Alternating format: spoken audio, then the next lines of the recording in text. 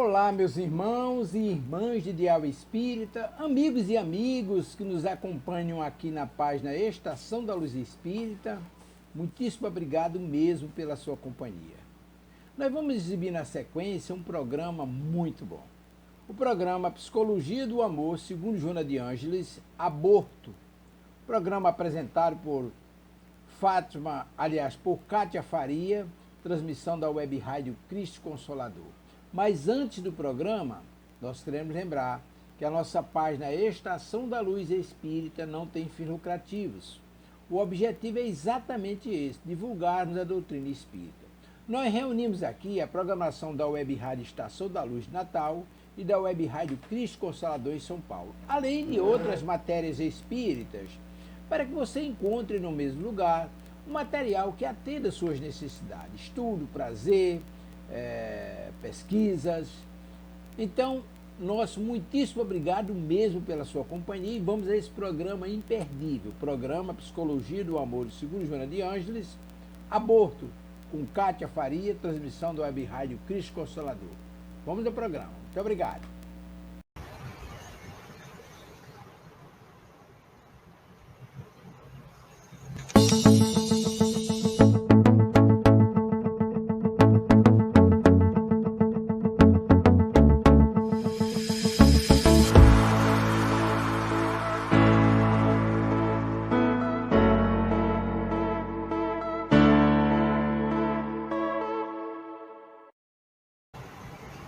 Olá, boa noite a todos, sejam bem-vindos a mais um programa do canal Web Rádio Cristo Consolador. Sejam bem-vindos, uma boa noite para todos. Hoje nós vamos falar sobre um assunto bastante polêmico, às vezes, sobre o aborto. Mas antes, vamos pedir o seu like, compartilhem o canal, e vamos fazer uma pequena prece de abertura, de preparo do nosso ambiente. Senhor Jesus, nesse momento aqui estamos iniciando mais um programa desse canal abençoado. Pedimos que o Senhor Pai nos ilumine, nos envolva com a sua luz em todos aqueles que estiverem assistindo, aqueles que ainda vão assistir, que sejam abençoados, Senhor. Obrigada pela oportunidade de podermos transmitir, através dos teus ensinamentos, as orientações da nossa querida Joana de Ângeles. Que assim seja. Bem, vamos dar início ao nosso tema de hoje. Vamos falar sobre o aborto, né? Na visão espírita, através de Joana de Ângeles. O que nós vamos falar? O que nós vamos dizer? Que a consequência natural do instinto de conservação da vida é o quê? A procriação, que traduz a sabedoria divina no que tange a participação das espécies. O egoísmo humano, a Joana nos fala, que, condescendendo com os preconceitos infelizes, sempre que em desagrado, ergue a clava maldita e arroga-se o direito de destruir a vida. Então, por mais que a gente busque argumentos, como ela diz, nas vãs tentativas de justificar o aborto, todos eles não escondem os estados mórbidos da personalidade humana, a revolta, a vingança, o campo aberto, não é? Assim, para as licenças morais, para assim, qualquer compromisso ou responsabilidade. Por que a Joana diz isso? Que ela fala que é um absurdo e a loucura chegam neste momento a clamorosas decisões de se interromper a vida do feto somente porque os pais preferem que o filho seja portador de outra e não da sexualidade que exames muitas vezes né, consegue identificar em breves períodos de gestação entre os povos supercivilizados do planeta. Mas vejam bem, esse é um dos motivos. Não há qualquer dúvida quanto aos direitos da mulher sobre o corpo. Claro, o corpo é nosso, mas não quando a vida que vige na intimidade da sua estrutura orgânica. O corpo é meu, eu sou responsável por ele. Mas aquela criatura, aquele ser, aquele outro corpo que está dentro de mim, é uma vida que eu não tenho o direito de decidir. Não posso decidir por essa vida se ela pode nascer ou não. Então, o corpo a ninguém pertence. Nada pertence a quem quer que seja, senão a vida. E é uma verdade. E hoje existem, a gente sabe, esses movimentos em favor da liberação do aborto, sob que alegações? Que ele é feito clandestinamente, que resultam em legalizar-se um crime para que outro equivalente não tenha curso. Então, as pessoas hoje clamam por políticas públicas, onde as pessoas que desejam fazer o aborto possam ser bem assistidas, para que não caiam em mãos clandestinas, com risco de morte, de infecções terríveis. E que essa clandestinidade leva a óbito as gestantes, tudo bem. Mas qual seria a providência mais acertada? A do esclarecimento, da orientação, e não do infanticídio covarde. Porque, gente, hoje com a mídia, com todos os esclarecimentos, com tudo isso que a gente já conhece, tem que se fazer, sim, uma campanha maciça, mas não de forma ideológica, porque é da religião, disso ou aquilo, para que não haja pendores, que não se fale que é política, não. Mostrando que há formas saudáveis de se proteger, né, por uma gravidez indesejada, porque a pessoa às vezes não está preparada naquele momento. Tudo bem, é a escolha, é livre-arbítrio de cada um. Então, o esclarecimento, o uso dos preservativos, o planejamento familiar. Então, antes de chegarmos à morte de alguém, quantas coisas podemos fazer? Falta o diálogo e a educação de pais e filhos, que eu vejo ainda hoje, dentro de toda essa modernidade, onde hoje se fala de tudo na casa, hoje não existem mais segredos. Mas por que a dificuldade de falar da sexualidade? Por que da dificuldade de falar da nossa responsabilidade quando assumimos a nossa sexualidade? É isso que a gente precisa esclarecer aos jovens, principalmente. Volto a dizer que também os pais, além dos pais, na casa espírita, na evangelização, no atendimento fraterno, é preciso que tudo isso seja esclarecido. Quantas pessoas com certeza não vão ao atendimento fraterno para dizer que estão desesperadas, eu preciso fazer um aborto, os meus pais não sabem, ou então o meu marido não sabe, ou seja lá que caso for. Quantas vezes vamos ao encontro de casos gravíssimos, tenebrosos, de pessoas que querem realmente, né, deixar com que aquela criança não nasça. Então, eu gostaria de falar de alguns tipos de aborto, que eu estava ouvindo uma palestra muito interessante com um médico homeopata que eu não conhecia, que é o Dr. Ricardo de Bernardi. Achei muito interessante, porque ele, como médico, foi explicando sobre a fecundação, né, naquela linguagem médica que eu não vou me ater. Mas eu gostei muito dos tipos de aborto que ele foi colocando. Eu achei sensacional. Primeiro que o aborto, na visão espírita, né, ele está ligado ao quê? o aborto, na visão espírita, está ligado ao processo de reencarnação. Então, é o grande momento de reencarnação, é o qual? É a fecundação. Então, se é um momento de reencarnação, porque tem um espírito ali. Não existe possibilidade de dizer que só fecundou, só o óvulo só se juntou com o espermatozoide, ainda nem é gente. Mas já existe uma ligação psíquica com o espírito. Já está ali. Então, nós estamos matando uma vida.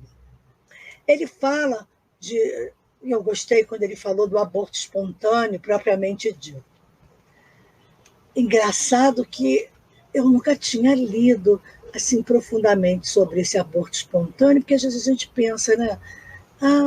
A pessoa abortou, não fez nada para isso, perdeu o bebê, o médico diz que tem útero fraco, precisa. Tudo bem, pode ser, eu não sou médica, mas existe uma coisa que a gente não pensou, pelo menos eu não havia pensado, na desarmonia da mãe e da criança, que podem desarmonizar espíritos antagônicos. Olha só, uma coisa bem interessante, nós sabemos, até quem lê os livros do Manuel Filomeno de Miranda, ele fala, né, daquelas reencarnações compulsórias, daqueles inimigos que acabam voltando, vão planejar a reencarnação, e espíritos, às vezes, inimigos, que vêm depois de uma conversa com aquele grupo de espíritos superiores, daquelas orientações. Aí os espíritos aceitam. Mas aí a gente sabe que existe a questão dessa desarmonia magnética. Aí ele estava falando sobre isso, eu achei bem interessante. E aí, mesmo que você não queira, mesmo que você não deseje isso, parece que há um antagonismo, né? Realmente fluídico, uma incompatibilidade, a pessoa não sabe por quê. Eu me lembro que o Emanuel havia dito há muito tempo, não me lembro o livro, viu? Não adianta que eu não vou dizer livro, porque eu não sei mais. Que a pessoa que enjoa muito, que parece que o filho vai sair pela boca, é essa desarmonia, é essa coisa meio que, vem gente aí que tem algum antagonismo, alguma questão. E esse médico, falando sobre isso, ele falou que, inclusive, essas desarmonias, a causa, muitas vezes, é de lesão no chakra genésico. Muito interessante. Quem quiser pesquisar, eu até vou pesquisar mais sobre isso, porque eu achei bem interessante. Também ele fala do aborto aparentemente espontâneo. Agora é o aparentemente espontâneo provocado pela mãe, que não quer ter o bebê, e ela corta os laços energéticos com aquela vibração, realmente com aquela força do pensamento, que diz, eu não quero essa criança, sabe? Aquela coisa mesmo de expulsar o feto. Como ainda está muito no início, os laços, né? Agora ainda vão começar a se fortificar, me parece que pode provocar, pelo que ele está dizendo. Então, o aborto aparentemente espontâneo, também provocados pelo próprio espírito que vai nascer, ele pode entrar em pânico, com medo, não é? De renascer, com medo de estar naquela família. Eu não quero nascer pobre, eu não quero nascer assim, eu não quero morar na favela. E corre do negócio, entendeu? Não assume o compromisso. Então, também pode haver essa questão do aborto aparentemente espontâneo, agora que já provocado pelo espírito que iria nascer. Por doenças congênitas, que não é lícito, mas onde é decidido por todos para abortar. Pode ter uma doença gravíssima, Então, por causa disso, a pessoa, os pais, a família decide que é melhor. Que a melhor coisa realmente, vamos ter uma criança com doenças assim, só vai dar trabalho, vai ser um gasto enorme, afinal de contas, ainda nem nasceu. E se os exames existem é para isso, para nos precaver dos defeitos. Né? Então eu tiro e não terei mais problemas. Outro, também muito falado, e quantas vezes eu também já fiquei em reflexões profundas sobre isso, por estupro, né? O aborto. É lícito? Não. Por mais indesejado que seja, por mais terrível esse momento, mas às vezes a família quer assumir.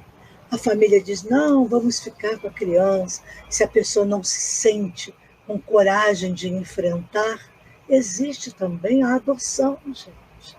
Tivemos agora um caso em que a moça teve um neném, tudo bonitinho, entregou para adoção legal, com juiz, já tinha tantas famílias que querem uma criança, que não se importam nem que ela seja achada no lixo, mas querem o bebê. Então, é um ato belíssimo. Quando eu trabalhei com abrigos, a gente trabalhava com adoção.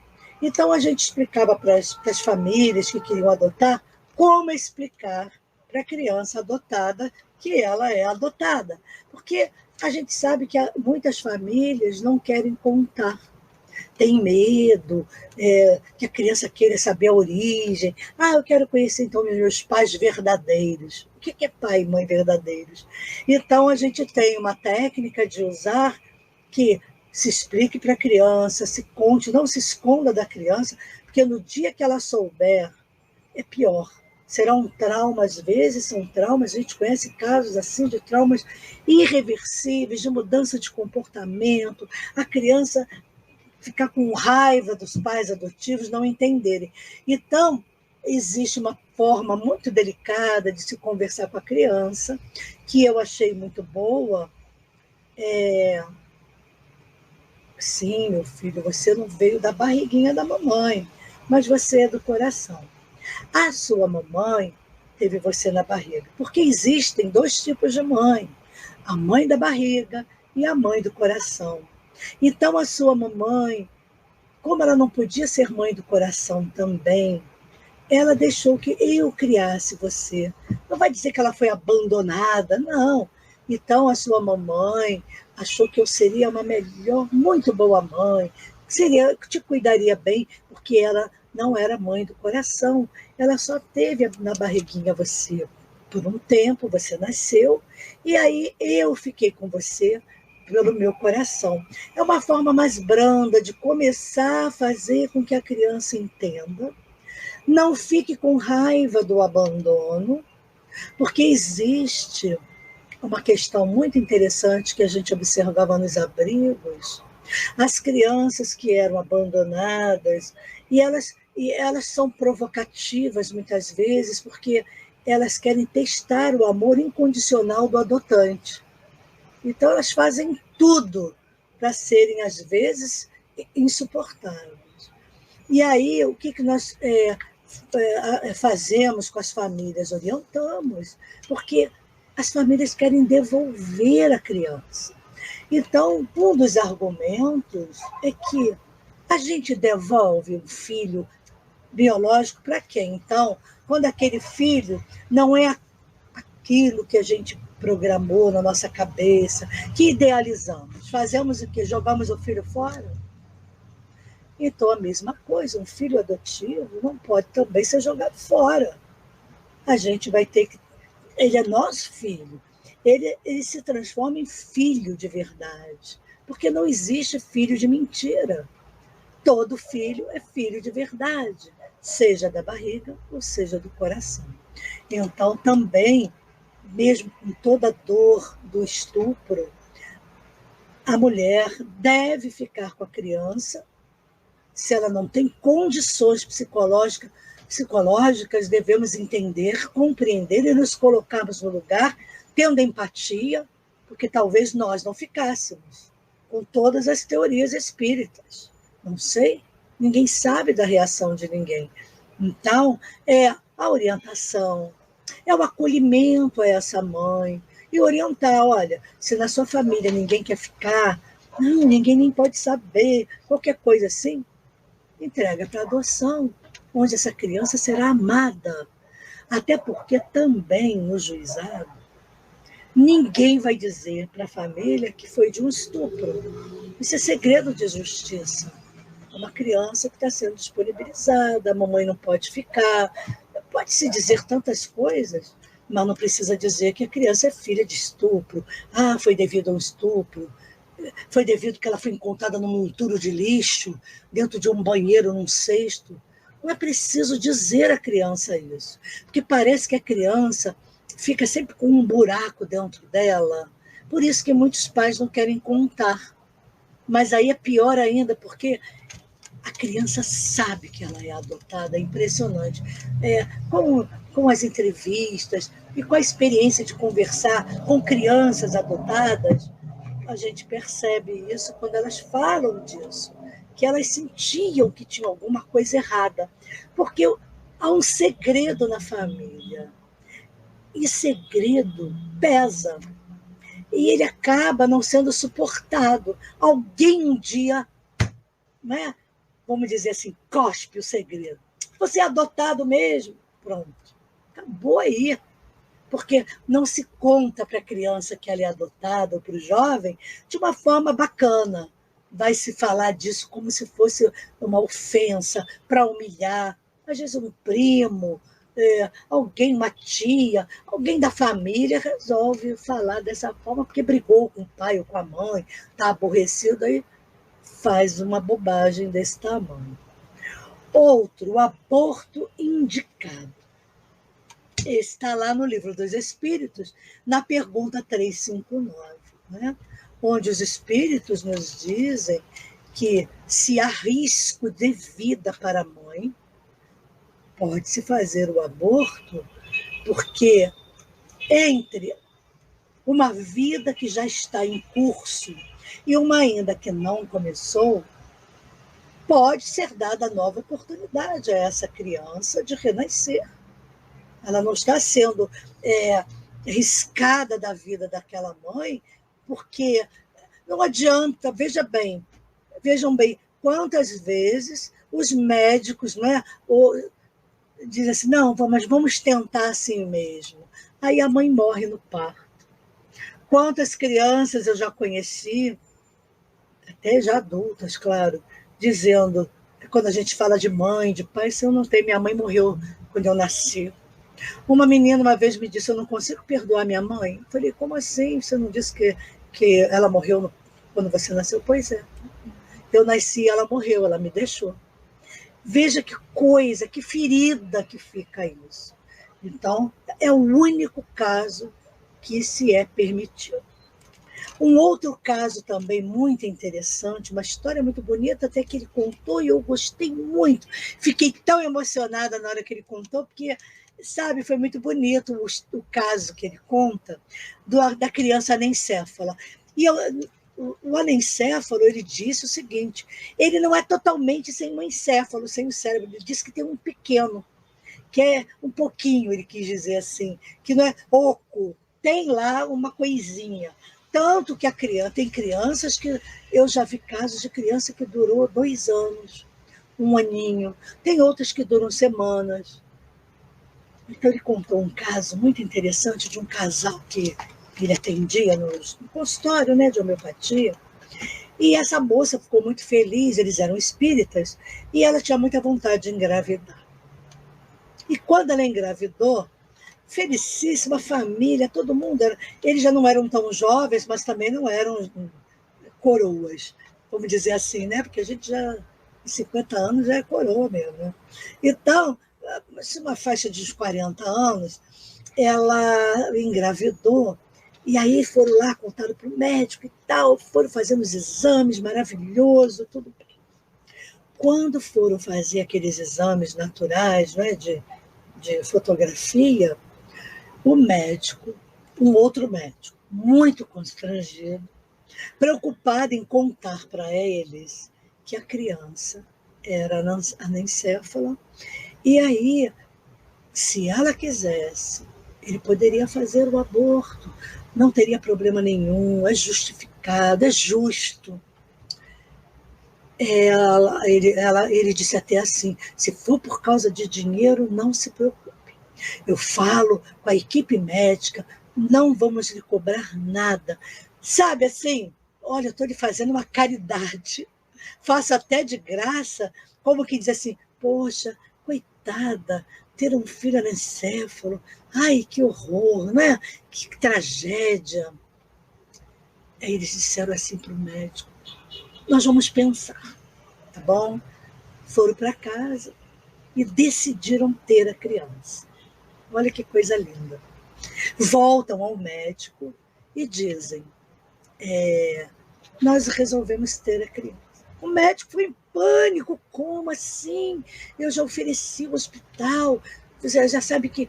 Eles disseram, não, não é por causa de dinheiro, porque nós queremos o filho, nós somos espíritas, nós acreditamos na reencarnação, então eles tinham uma esperança de que, de repente, ia ser um erro médico, que a criança não seria nem... Tudo bem. Então, tiveram filho. Era uma menina. A criança durou 84 dias. 84. Mas os pais já estavam cientes, já tinham sido trabalhados, né? Espiritualmente, sabiam que eles estavam assumindo o risco. E tudo bem. A criança foi, choraram, né? Tudo aquilo que uma mãe, né, se entristece com a perda de um filhinho.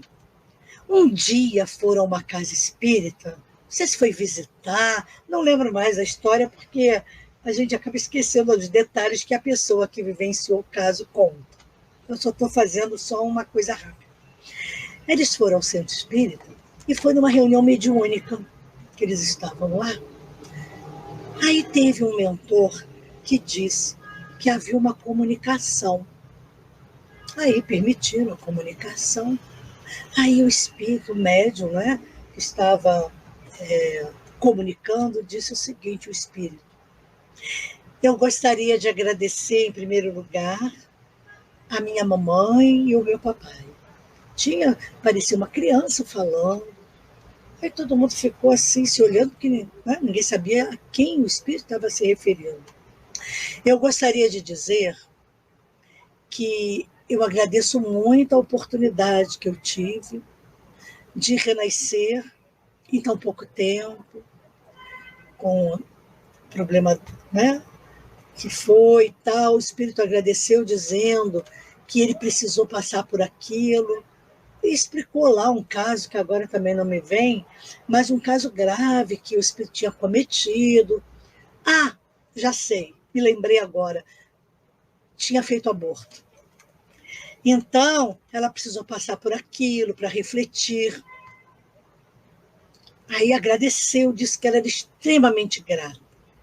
E ela disse que iria reencarnar outra vez, já estava tudo programado. Olha que bonito, gente. Ela gostaria de saber se o papai e a mamãe gostariam de recebê-la de volta. Gente, ai, não tem coração de emoção. Esse plano espiritual é maravilhoso. A gente quase nos mata de emoção, mas achei a história lindíssima. Então, a gente não pode deixar de dar oportunidade aos espíritos. Dizem que a fila é longa e pouca gente hoje quer ter filhos, com a pílula, não é? E, infelizmente, até fazendo do aborto um contraceptivo, que esse é o mais terrível. Quando eu tenho cliente que me diz, olha, Cátia, eu tenho um verdadeiro horror de aborto, a minha mãe fez não sei quantos, ela engravidava, aí ia fazer aborto. Uma vez me obrigou a ir com ela. Olha que dramas terríveis que tem essa questão do abortamento. Porque a vida, ela é um patrimônio que a vida empresta a nós, né, ao espírito, um envoltório carnal, que é transitório. E não nos cabe, portanto, o direito de fazer cessar essa vida. Tanto que a gente sabe que o aborto e o suicídio são casos gravíssimos contra as leis de Deus. No aborto somos os assassinos. E no suicídio também somos assassinos de nós mesmos, vamos dizer assim. Cometemos um gravíssimo erro contra as leis de Deus, uma das mais graves, que é tirar a própria vida. E tirar a vida de uma criança que nem teve o direito de questionar e de ser levantada a sua vontade, mesmo com todos os casos que eu contei, das formas. Então a gente vê um caso tão lindo, tão bonito, quanto essa questão dessa criança, né, Céfala, onde foi dado a ela uma grande oportunidade de renascimento. Porque a vida orgânica, como falamos, ela se inicia no momento da fecundação. O que a gente, né, a Joana coloca? Ela diz que um filho é um compromisso assumido antes do berço pelos genitores. Isso a gente também vê isso. As reuniões que o plano espiritual, não é, fazem com aquele espírito que é reencarnante, com os pais, muitas vezes, como é que a gente diz, pedindo que aceite, ou quando é compulsório, olha, vocês vão aceitar, ela vai renascer assim, e pronto, vai renascer na família. Tem lá todas aqueles planejamentos, né, de como é que vai ser o negócio. Então, quando a gente assume esse compromisso, nós vamos responder por esse compromisso perante as divinas leis. Por quê? Nossos filhos não são nossos. Eles são filhos emprestados por Deus. Nós somos os cuidadores, somos todos pais adotivos e filhos adotados. Se a gente for pensar que somos todos filhos de Deus, e que ele depois vai nos chamar para perguntar, e aí, o que fizeste do filho que eu te emprestei, que eu confiei que tu cuidarias dele? Aí a gente vai ficar com cara de tacho, lá do outro lado da vida. Pois é, Senhor. Não, mas você aceitou o compromisso, você assumiu isso. Então, ela diz que, em consequência, a Joana fala que a união sexual não pode prescindir da responsabilidade, nem do enobrecimento do amor, a fim de que não derrape na vulgaridade do instinto, dando curso a paixões dissolventes e constituindo algema escravizadora, quando deveria ser emulação ao progresso, estímulo à felicidade e à paz. Então, vamos pensar que a gente não pode prescindir da responsabilidade. Por quê? Nos deixamos derrapar pela vulgaridade do instinto e saímos por aí a fazer filhos e abortar. Por inconsequência. Então, tudo isso precisa ser muito esclarecido, precisa ser muito orientado os jovens. Eu me preocupo demais com os jovens, principalmente nos jovens que estão começando a ter a idade da reprodução. Precisa ser orientado, precisa ser não julgado, porque se já fez o aborto, já fez. Então não adianta tacar pedra. Joga pedra porque fez, porque não adianta isso. Então é o momento de acolhimento de quem fez o aborto, de esclarecimento. Como Jesus falaria para quem fizesse um aborto pela primeira vez e chegasse para ele e dissesse: Senhor, querem me prender que eu cometi um crime porque eu abortei. Jesus diria para que essa pessoa, com certeza, me falaria com ela, mas diria para ela que não tornasse a pecar, que já que ela estava arrependida, que ela estaria, naquele momento, perdoada, não quer dizer que não estava em débito com a lei, tá, gente? Quando Jesus dizia isso, ele não estava dizendo, estás perdoado por todos os seus pecados, vai em paz e ia para o céu. Não é bem assim que a banda toca, a gente sabe disso. Eu posso me arrepender, posso, posso fazer muitas coisas para reparar, mas eu fiquei em débito com a lei. Em algum momento vou precisar me defrontar com a consequência do meu ato. Não tem como escapar. Seria uma injustiça, inclusive, não é? Eu não ter consequências de um ilícito. Então, prescindir da responsabilidade é um ato gravíssimo, criminoso, porque se eu assumo um compromisso, eu assumo uma responsabilidade, eu preciso até o final que isso seja, pode ser assim ter um encargo dificílimo, a dificuldade de criar, de passar necessidade, mas de procurar manter aquele compromisso com dignidade, cuidar bem do filho, da criança, independente da classe econômica, não é? Se é rico, se é pobre, se é miserável, não importa. Argumentos, como a Joana diz, exatamente o que eu estou acabando de falar, de natureza socioeconômico-cultural, são colocados como mecanismos de evasão ao compromisso, exatamente. Perante a vida. Por quê? São gerados pelo egoísmo de quantos não desejam repartir os excessos de que desfrutam, transformando esses valores abundantes em empregos, escolas, oportunidades de dignificação social, de integração comunitária entre aqueles que padecem o limite ou escassez. Então, quando eu dou essa desculpa que porque eu sou pobre, eu não posso ter filhos agora, essa gravidez eu não esperava, eu vou tirar, porque vão ser 2. Não, já tenho filho, então vão ser 3, 4 na miséria, é mais uma boca, é mais um para eu sustentar, se eu mal dou conta dos outros 2. E a responsabilidade do ato sexual. Pediu permissão? Perguntou? Não. Pediu autorização? Não. Se precaveu? Também não. Se preveniu, perdão? Não. Então, gente, vamos assumir o compromisso. Porque tem uma coisa, eu fico pensando também, a gente está aqui refletindo, hein, gente? Você sabe que eu não faço palestra.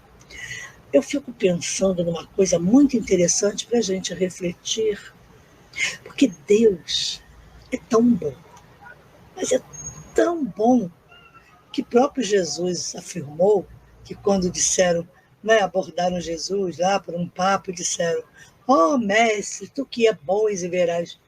Jesus diz, bom? Por que me chamas bom? Bom, só Deus o é. Imagina, Jesus não se achava bom, imagina. Nós somos boas biscas, né? Isso sim. Então, Jesus, vocês acham, a gente pensa o quê? Que Deus não coloca anjos na nossa vida? Tanto trabalho voluntário, tanto trabalho de ajuda ao próximo, tantas instituições, tantos lares fabianos de Cristo, tantos organizações sérias, como Fraternidade Sem Fronteiras. Quantas organizações seríssimas que acolhem, que ajudam famílias que nesse momento passam por necessidades imensas. Não é Deus ajudando? Aquela pessoa que teve a coragem de assumir o compromisso, mesmo que fique debaixo da ponte. Mas eu vi gente dizendo isso. Eu vou para debaixo da ponte, doutora, mas eu não abandono os meus filhos. E a gente sabe de casos de famílias que abandonam filhos, mesmo na abundância, porque não querem assumir o compromisso. Bom, eu não abortei, mas eu deixo para lá, não ligo, deixo seguir a vida. Então, colocações e enfoques apresentados como de direito da mulher ou do homem deliberar quanto ao prosseguimento ou não da gestação caracterizam-se pelo mesmo sentimento ególatra que se alia ao utilitarismo e ao orgulho para escapar-se, de novo, da responsabilidade. Beber uma aguinha aqui, que isso aqui vai ressecando. Então, justificativas de superpopulação carecem de legitimidade ante a prática do aborto, por não encontrarem apoio na ética moral nem na religião, desde que a ciência moderna oferece alguns recursos e técnicas não criminosos para o planejamento familiar. Então, existe, não é? Todas as formas de você evitar o aborto. Aí as pessoas dizem assim, mas aí eu não vou mais ter relacionamento sexual. Não, você vai se educar. Você vai tomar lá sua pílula, usar lá sua camisinha, vai botar um DIU, vai fazer qualquer coisa, desde que não se faça, não se cometa atos irresponsáveis com uma vida, gente. Se eu sei que num relacionamento sexual pode gerar um filho, se eu ainda estou no período fértil e não me previno, o que eu quero? Que nasce o quê? Banana? Laranjas? Não, vai nascer um filho. Aí eu faço o quê? Com uma criança, com um espírito que vem para que a gente possa dar conta, porque toda ação tem uma reação. É a minha responsabilidade, é a consequência do meu ato irresponsável, só isso. Não é castigo de Deus, já vi gente dizendo, isso é um castigo, eu estar grávida. Mas aí, às vezes, eu brinco, falo umas bobagens, né? Dizendo, na hora H, como é que foi? Estava bom, né? Você não pensou nada. Na hora, você sabe, né, que a gente se empolga, aí não botou camisinha, não sei o quê. Falei, querida, sinto muito, né? Então, diante da tentação do abortamento criminoso, opta pela oportunidade de manter o filho. Joana falando. Diante da tentação do aborto criminoso, opta pela oportunidade de manter esse filho e, como já havíamos dito, não consegue suportar, entregue para adoção. A própria família de entorno muitas vezes quer ficar com a criança. Não, é meu sobrinho. Não, não vamos abandonar. Bacana. Às vezes a própria avó diz, não, eu vou cuidar do meu neto. A gente sabe que é uma sobrecarga, inclusive, não é? E principalmente quando os avós já são idosos, já estão numa fase que a gente sabe que para cuidar de uma criança não existe mais aquela energia, né? o mesmo calor de cuidar de uma criança que tinha quando aquelas pessoas idosas tiveram aquela mãe que quer largar o filho para lá. Então, muitas vezes, aquele vovô, aquela vovó, e às vezes até só a mulher já é viúva ou não tem marido, ela vai assumir aqueles netos. E ainda trabalha, muitas vezes faz faxina, é uma senhorinha já cansada, que teve vários filhos, mas não lá no meu trabalho, lá no Lar Fabiano, tinha uma colega de trabalho que ela era da limpeza. Aí a filha teve uma criança muito cedo, nessas periferias de baixa renda, onde as pessoas realmente, eu não sei, não chega lá as informações, eu não sei o que acontece, que parecem que não moram nesse planeta, ou moram lá, sei lá onde. Aí a filhinha dela engravidou. Eu nunca vou me esquecer, eu falei para ela assim, menino, que ela disse, dona Cátia, eu vou ser vovó. Ela nova ainda, eu disse, meu Deus, quantos anos tem sua filha? Você tem filha de quantos anos? Ela era uma adolescente ainda, ela disse assim, pois é, né? O que eu vou fazer? Estou preparando já o quartinho. Eu, como assim? Não vai ficar, não vi o pai.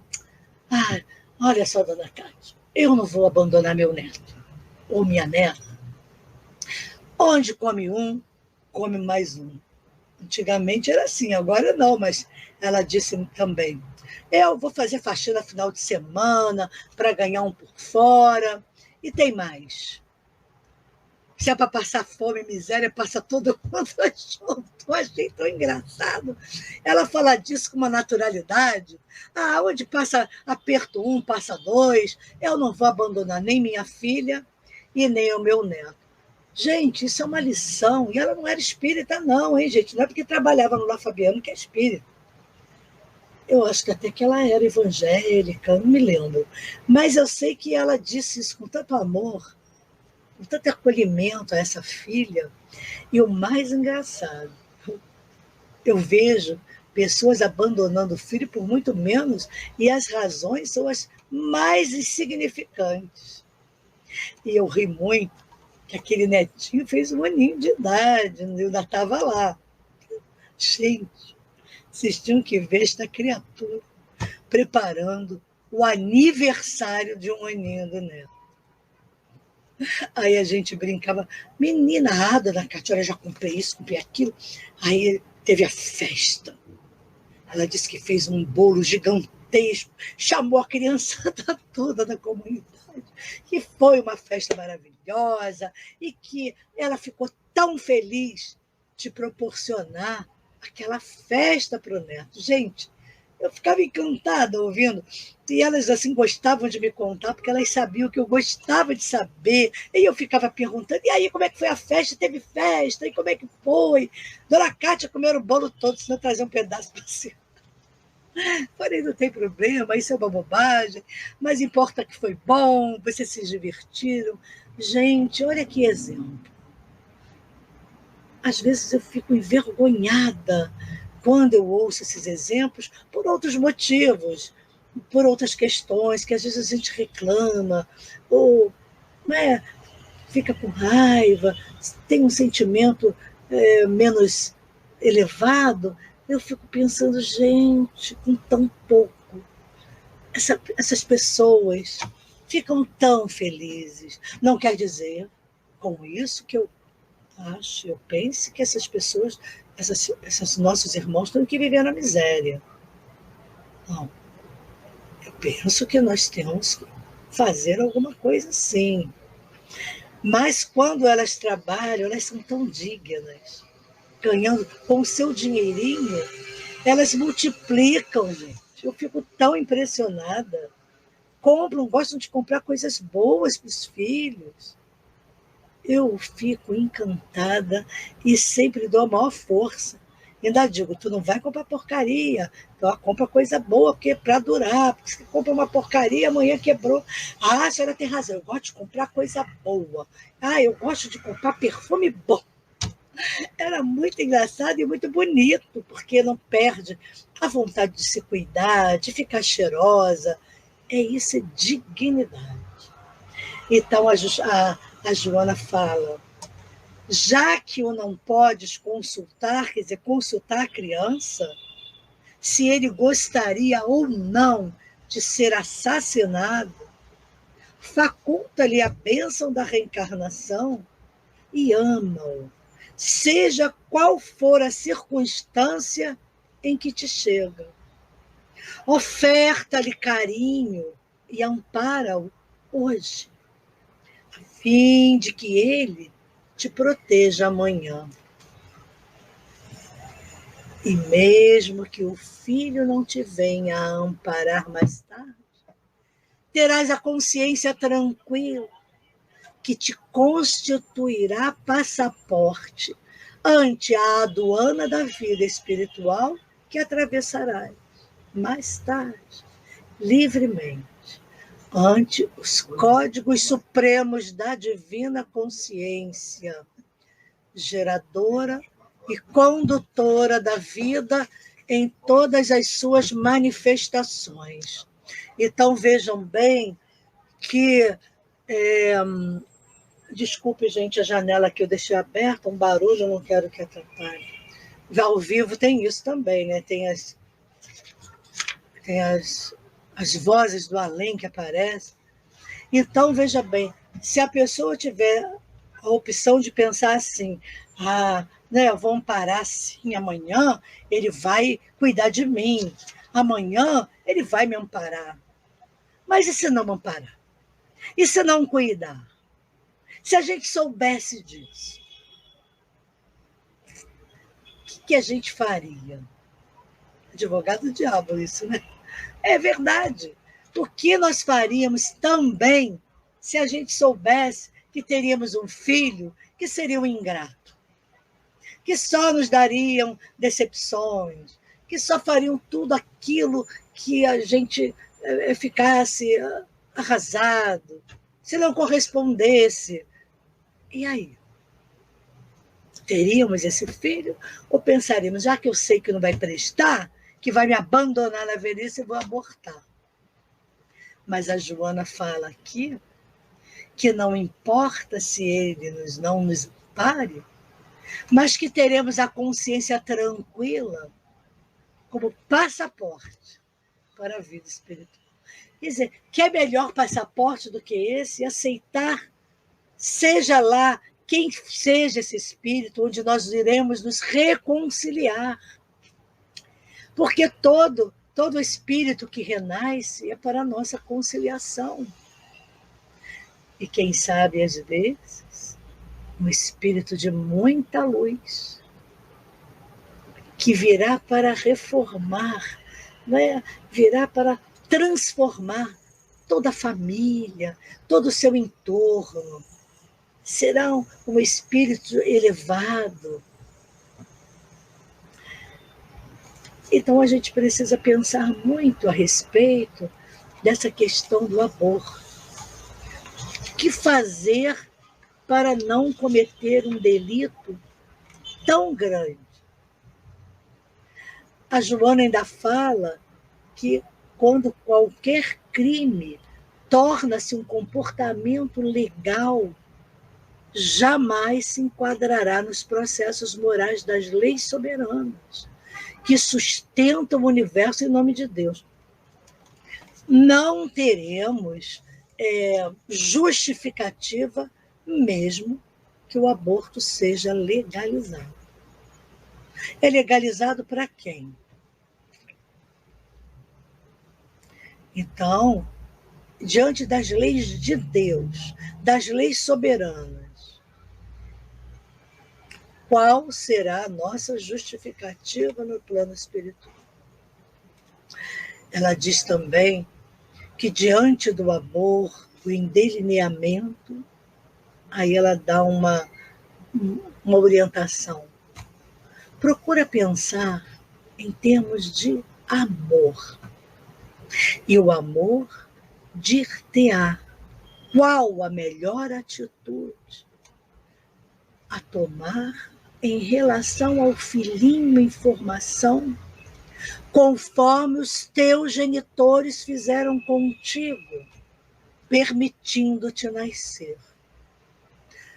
Mesmo, complemento eu aqui agora, audaciosamente, a Joana de Anjos, se nós também pararmos para pensar que os nossos genitores, os nossos pais, nos permitiram nascer, mesmo quando vimos numa família difícil, numa família desorganizada, onde a miséria social, moral, econômica é o que prevalece na família. Que a gente muitas vezes diga: para que eu nasci nessa família? Não tem nada a ver comigo. Que família é isso, família é aquilo. Tudo tem a ver conosco. Apesar de muitas vezes nós não gostarmos realmente de ter nascido naquela família, alguma coisa eu precisei para renascer nessa família. Porque ninguém nasce na família do vizinho.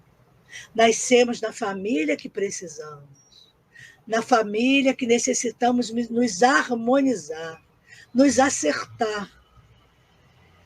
Muitas vezes, somos aquele espírito que vem mediador entre um filho difícil e uma mãe inimiga, uma mãe que não aceita. E às vezes vem algum irmão, um espírito que vai mediar isso, que vai tentar amenizar tudo, vai estar sempre ali, no meio, não permitindo que aquilo aumente, que as brigas continuem. É um espírito de paz.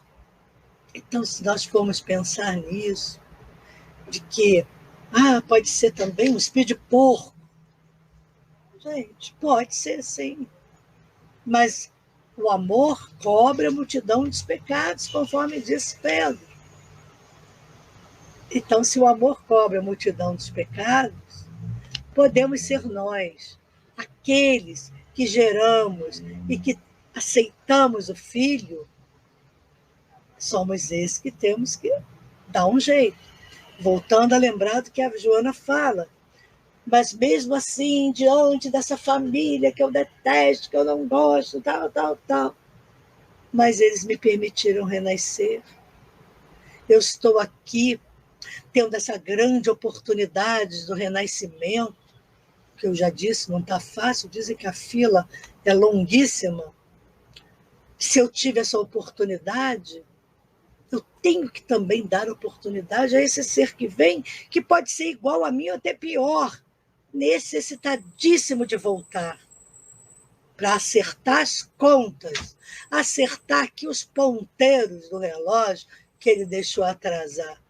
Então, vamos prestar atenção orientando as nossas filhas e os nossos filhos. Não é porque os nossos filhos, homens, não engravidam, mas vão engravidar a filha do vizinho, a menina, muitas vezes leviana, que tem um comportamento porque a família também não liga para ela. É como uma filha nossa também, de alguma forma. Então vamos ensinar os meninos a respeitarem as meninas. Vamos ensinar as nossas filhas a se respeitarem e se fazerem respeitar. Então tem tudo isso que nós precisamos deixar como reflexão essa noite. Pensarmos demoradamente nessa questão. Não é porque não é uma questão minha ou do outro, mas é uma questão nossa. É uma questão moral, é uma questão humanitária. Tratar dos jovens, tratar dos nossos irmãos que ainda estão na fase reprodutiva, para que possam pensar com muita responsabilidade a respeito do aborto, para que não venhamos depois sermos cobrados, porque um pequeno detalhe para a gente encerrar. A criança, o espírito abortado, pode ser um inimigo do passado e pode se tornar um grande obsessor, um perseguidor da família, num ato de vingança, porque estava com aquela oportunidade de voltar e se acertar. Tudo combinado. E você, na hora H, me mata. Vamos pensar bem, porque podemos receber um espírito de luz como podemos receber o Espírito sem essa luz. Então, pensemos nisso. Vamos refletir. Espero que esse assunto, que é tão árido, né? É um assunto muito difícil, que toca muitas pessoas. Vamos pensar na vida. Vamos pensar no nosso compromisso, com muito amor e com muito carinho. Gente, mais uma noite de reflexões, uma boa noite a todos. Que Deus acompanhe cada um de nós, acompanhe os nossos passos, os nossos caminhos, e que possamos sermos mais responsáveis e comprometidos. Fiquem com Deus. Um grande beijo nos corações. Que Jesus esteja com cada um de nós. Não esqueçam de deixar o like e compartilhar o nosso canal.